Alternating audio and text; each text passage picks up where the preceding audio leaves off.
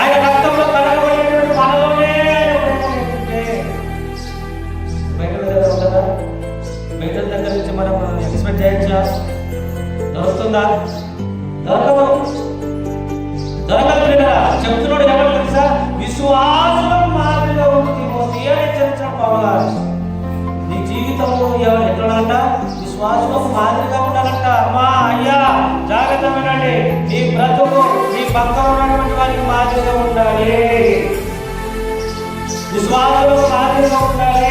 నువ్వు మాట్లాడుతుంటే ఆ అర్థాన్ని నీకు మాట్లాడాలి అనుకోవాలని కక్క. నువ్వు మంచిగా మాట్లాడుతుంటే ఆడలాగా నీకు పాడాలి అనుకోవాలని వెనకైనా ప్రార్థన చేస్తుంటే వాళ్ళ నీకు ప్రార్థన చేయలేకపోవచ్చా? అలా మన జీవితాన్ని ఎప్పటికప్పుడు ఏం చేసుకోవాలి? అభివృద్ధి చేసుకోవాలి. ఎఫెసీ పత్రిక 4వ అధ్యాయం 15వ వచనం రాయబడిన చూస్తే మీరు చూడండి సార్. ఎఫెసీ పత్రిక 4వ అధ్యాయం 15వ వచనం. ప్రేమ కలిగి బాగా వినండి. ఏం కలగాలంటే ఫస్ట్ మొట్టమొదటి ప్రేమ కలిగి సత్యము చెప్పుచు ఎవరి వలె ఉంటకు? క్రీస్తు వలె ఉంటకు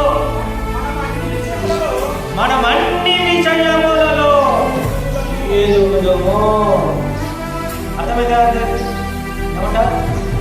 ప్రేమ కలిగి. ప్రేమ లేకుంటే ఏముండదు. ప్రేమ లేకుంటే ఇంకా ఏముండదు. ఇంకా సత్యం లేకుంటే ప్రేమనే లేకుంటే సత్యం ఉండదు. క్రీస్తు వలె ఉండుటకు అన్ని విషయంలో ఎదగాలంట. మాటలో ఎదగాలి, ప్రార్థనలో ఎదగాలి, నడవడికలో ఎదగాలి, చూపులో ఎదగాలి, మంత్రం పనిలో ఎదగాలి, అన్ని విషయంలో ఎదగాలి. అన్నిటి బయట ఉన్న విషయంలో ఎదిగి మందిరంలో ఎదగకుండా ఉన్నాం అనుకోండి, పొట్టిగా ఉండాలని ఏమంటారు చెప్పండి? పొట్టిగా ఉండాలని ఏమంటారు అన్న తెలుసా కదా? ఏమంటారు? గట్టి చెప్పండి. మరి తెలుసా? 2 అడుగులు అడుగున్నారా 2 అడుగులు అట్లా పొట్టి ఉండదు. ఇంకా వాళ్ళు ఎదిగే ఛాన్స్ ఉండదు. ఉంటుందా? మరుగుతుండే అంటే మన ఆత్మీయ జీవితం కూడా అలా ఉండిపోయింది. అంతేగా అందరం మరుగుతులుగా అయిపోయినప్పుడు కదా మన భక్తి జీవితం అలానే ఉండిపోయింది కదా. ఉంది కదా? అలానే ఉండిపోయింది.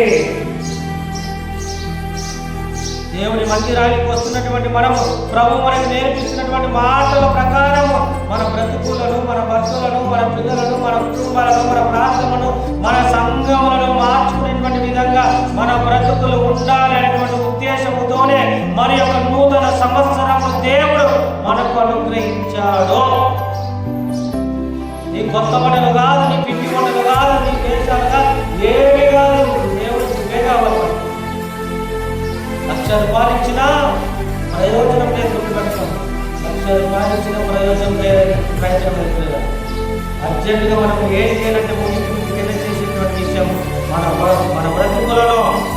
బ్రతుకులను మనం సరిదిద్దుకునేటువంటి విధంగా ఉండేటట్లు మనం ఖచ్చితంగా ప్రయాసపడాలి.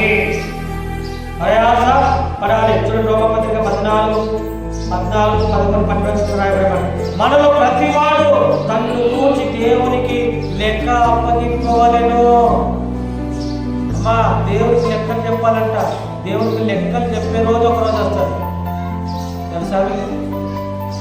సంఘ పెద్దలు లెక్కలు చెప్తే బాగుంటుంది, చెప్తే బాగుంటుంది. అందులో ఎక్కడ ముగిస్తుంది. సంఘ పెద్దలుగా ఉండళ్ళు మేము లెక్కలే చెప్పుకోమన్నారు అనుకోండి, బాగుంటుంది. గట్టిగా